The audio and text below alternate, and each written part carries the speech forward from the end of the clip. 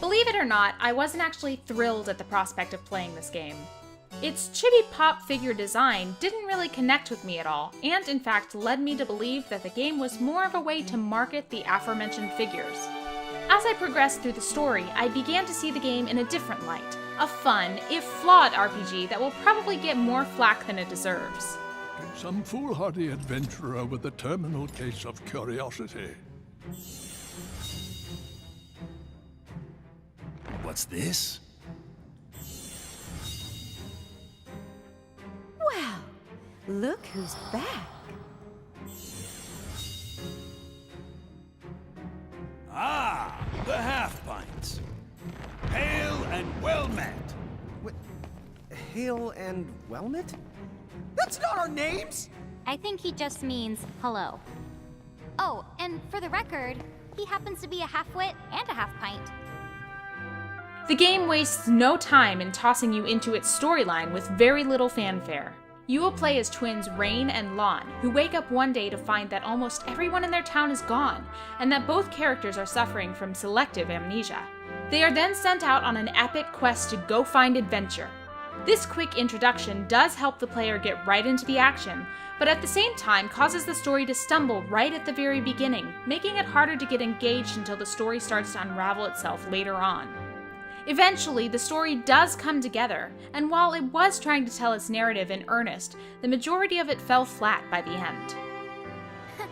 Call it natural cowardice. Hey, watch it. So, Lon, how about it? Do you think we can beat those guys? Piece of cake! Well, not a piece of cake. More like a very large sliver of cake. Well, there you have it. The battle system feels like a mix of classic Final Fantasy and, believe it or not, Pokémon. In the game, you will come across various enemies called mirages. After a certain point, you can control mirages and use them as part of your team. The way it differs is in the stacking mechanic. Enemies come in 3 sizes: small, medium, and large. You can stack creatures, including the main character, into stacks of 3. This increases the team's health, damage, and changing abilities to make them more powerful. This is made even more versatile as the twins can change size from their standard form to the cutesy chibi form the rest of the characters have. While in their normal form, they will take the place of the large characters in the stack, while in chibi form, they will take the place of the medium monster instead. This makes battles a little more diverse, but sadly the game rarely gives you any challenges that you can't simply brute force your way through.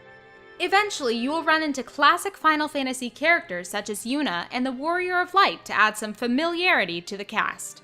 Sadly, each character doesn't stick around too terribly long before Rain and Lon find themselves on their own again.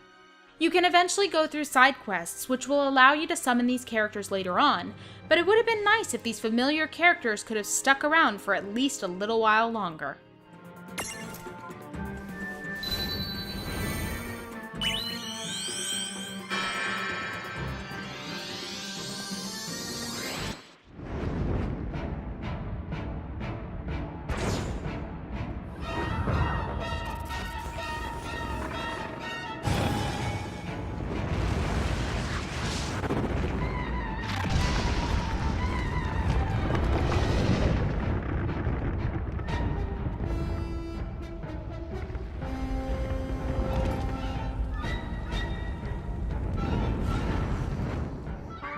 Overall, World of Final Fantasy is a decent RPG that will probably be forgotten with larger titles coming up closer to the holiday season.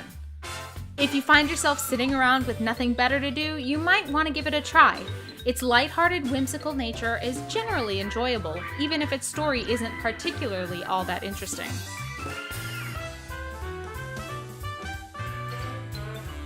Yay, Final Fantasy! Yay! Video reviews! Subscribe and like for more! Yay! The end.